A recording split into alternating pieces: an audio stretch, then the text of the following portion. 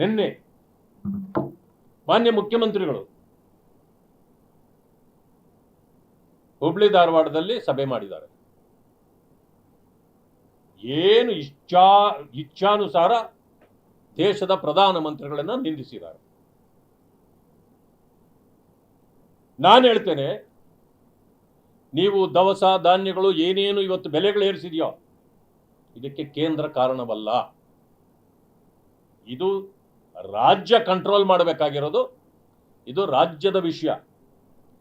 ನೀವು ಅಕ್ಕಿ 5 ರೂಪಾಯಿ ಹೆಚ್ಚಾದರೆ ಕೇಂದ್ರಕ್ಕೆ ಯಾಕೆ ಬಟ್ಟು ತೋರಿಸ್ತಾ ಇದ್ದೀರಿ?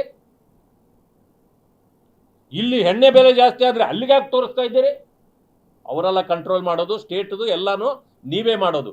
ನೀವು ಮಾಡಿದ ತಪ್ಪನ್ನ, ಅದೇನೋ ಮಂಗ ಬೆಣ್ಣೆ ತಿಂದು ಆಡು ಮುಖಕ್ಕೆ ಒರೆಸಿ ಹೋಯ್ತಂತೆ, ಹಾಗೆ ಮಂಗನ ಕೆಲಸ ಮಾಡ್ತಾ ಇರೋರು ನೀವು.